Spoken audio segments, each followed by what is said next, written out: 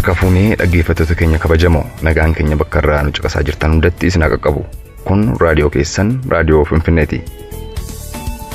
Sagantaa keenya irraan oduu qabannee isiniif dhiyaannee jirra. Kan isin dhageessisus an Iddoosaa Qajeelaati. Turtiin keessan haga xumura sagantaa keenyaatti nu waliin.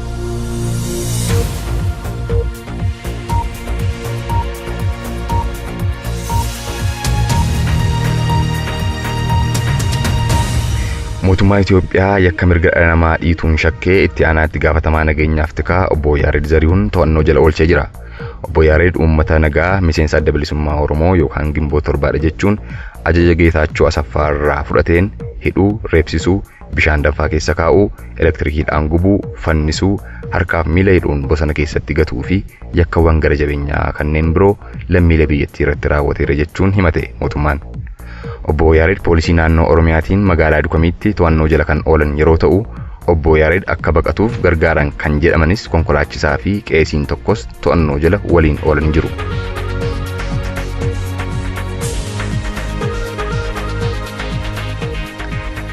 Jeneraal Kinfee Daanyoo itti gaafatamaan dhaabbata Meetek gara Sudaanitti baduuf yeroo deemaa turanitti naannoo Umaraatti poolisoota naannoo Tigraayiif kan federaalaan to'annoo jala oolanii gara magaalaa Finfinneetti kan fidaman torbanuma darbee kana keessa ture. Jeneraal Kinfeen yeroo itti gaafatamaa Meetek turanitti caalbaasii malee meeshaa biyya keessaaf alaarraa akka dhaabbatni Meetek bitu godhe, firootnii fi hiriyootni isaa qofti Meetek waliin akka hojjetu godhe, xiyyaara dhuunfaa fi doonii seera ittiin bulmaata Meetek malee bitee himannoo jedhuudhaanidha kan to'annoo seeraa jala oolan. Haaluma wal fakkaatuun obboleessa obbo Kinfee Daanyoo kan ta'an obbo Isaayyaas Daanyoo itti gaafatamaa Itiyoo Telekoom kan turan obboleessa isaanii waliin malaammaltummaan shakkamanii to'annoo seeraa jala oolanii jiru. Akkasumas namoota malaammaltummaan himataman kanneen waliin walii galuun dantaa addaa argatanii jiru, qabeenya uummataas saamanii jiru ittiin jechuun poolisiin gaazexeessitoota ETV kan ta'an Tigist Taaddasee fi Fitsum Yeshixilaa namoota jedhaman to'annoo jala oolchee jiraachuun beekame.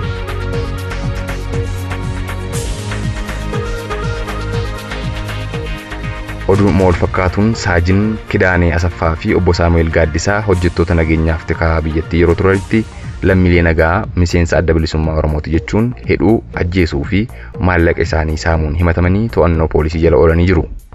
Jarreen kun barattoota yuunivarsiitii Finfinnee qabanii hidhuun reebicha irratti gaggeessuu akkasumas yeroo dheeraaf mana dukkanaa keessatti gidirsuun himatamani. Itti dabalataanis naannoo magaalaa Sabbataa deemuun daldaltoota doorsisanii maallaqa irraa fudhataniiru jedheera poolisiin.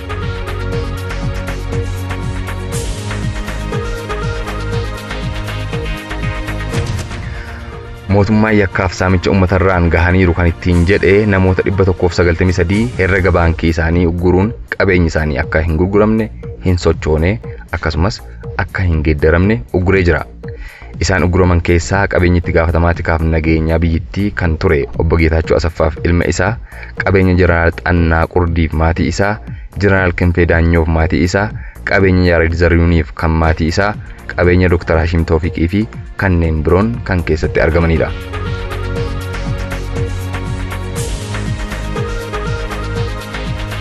Walitti bu'iinsi Yuunivarsiitii Asoosaa keessatti guyyoota lama dura uumame lubbuu barattoota 3 galaafatee kanneen 34tti lakkaa'aman immoo miidhaa qaamaaf isaan saaxilee jira.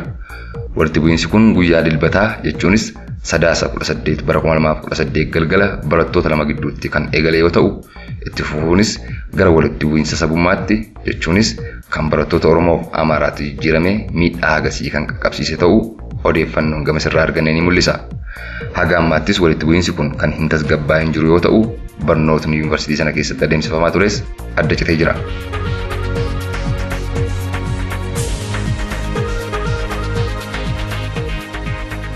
Addi bilisummaa Oromoo waggoota 26 booda waajjira isaa Oromiyaa keessaa deebisee argachuun beekame. Addi bilisummaa Oromoo waajjira kanatti gargaaramaa kan ture bara 1990moota keessa yeroo mootummaa ce'umsaa yoo ta'u, sana booda ABO'n mootummaa ce'umsaa keessaa dhiibamee bahuun wal qabatee waajjirichis haga yeroo dhiyootti cufamee kan ture ta'uun ni yaadatama.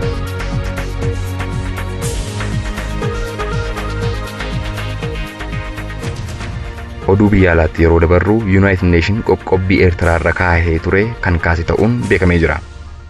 Qoqqobbiin kun Eertiraa waggoota 9f addunyaarraa kan addaan kutee ture yoo ta'u, yeroo ammaa kana Eertiraan, Itoophiyaa, Jibuutii fi Somaalii waliin nageenya buusuun ishee akka qoqqobbiin kun irraa ka'uuf gargaaree jira jedhu keessa beektotni.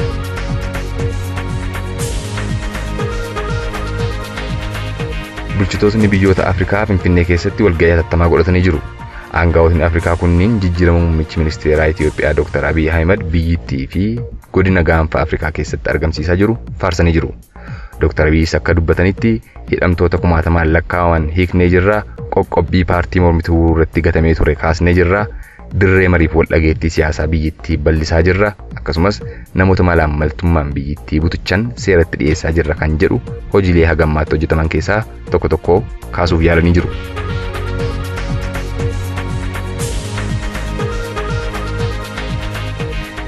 Ibiddi biyya Ameerikaa naannoo Kaalifoorniyaatti ka'ee manneen ganda tokko guutuu gubee fixuu fi namoota 100 ol ajjeesuu akkasumas kumaatamaan kan lakkaa'aman as buutee isaanii dhabamsiisuun dhaga'ame.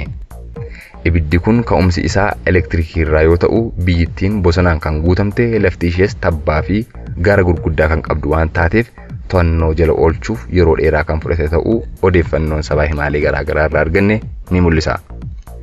Yeroo ammaa kanatti ibiddichi dhaamee jiraatus magaalaa Paradise jedhamtuu fi naannoo ishee barbadeessuu danda'ee jira. Egaa dhaggeeffattoota keenya, oduun torbee nuti har'aaf qabannee isiniif dhiyaanne kana fakkaata. Wallee Jaamboo Jootee kanaan nagaa keenya isinitti dhaamna.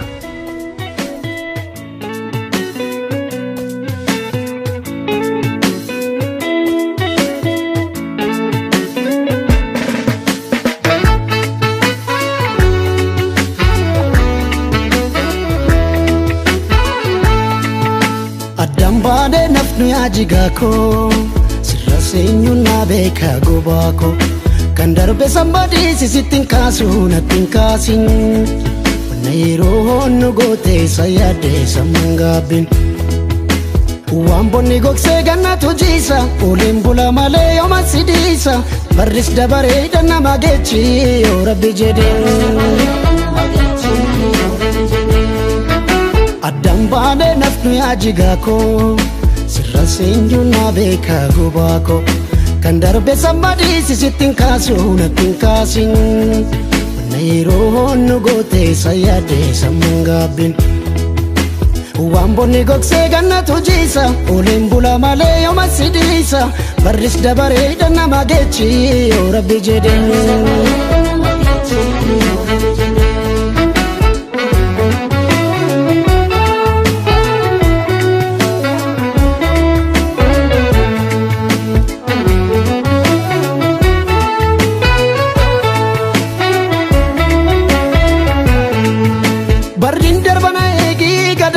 milkiti belbanno furayomu irron barana gutti walif galla kulleto walabni namamiti annan dhufana eegi irreecha baranatti waaqeffana galleeta malkaa horar sadiitti waan jirtu dubatika anaaf sunu wal beeka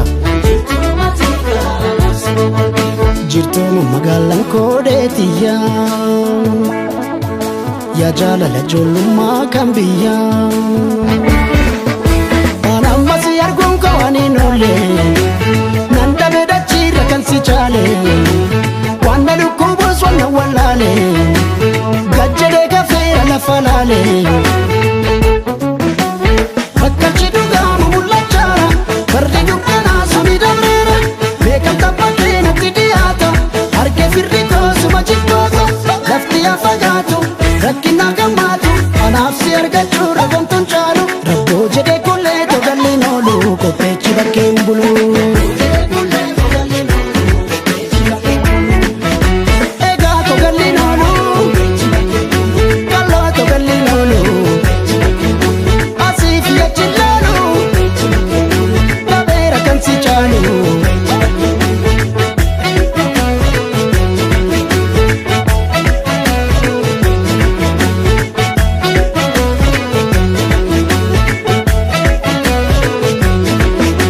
Adambaade nafnu yaajigako simaalis namuun beeku gubako anamba wadda yaade nichitiidhaan sittodeesse Nambisuu rakkoon kun na tiruu kee biyyaa baase. Waan bonni gogsee gannatu jiisa ooleen bula malee yooma sidiisa barris dabareedha nama geechi yoo rabbi jedheen. Gargar baadee nafnu yaa jigaa koo si malees namuun beekuu gubaa koo aanan bawwadha yaadeen iccitiidhaan sitti odeesse. Nambisuu rakkoon kun na tiruu kee biyyaa baase. Waan bonni gogsee gannatu jiisa ooleen bula malee yooma sidiisa barris dabareedha nama geechi yoo rabbi jedheen.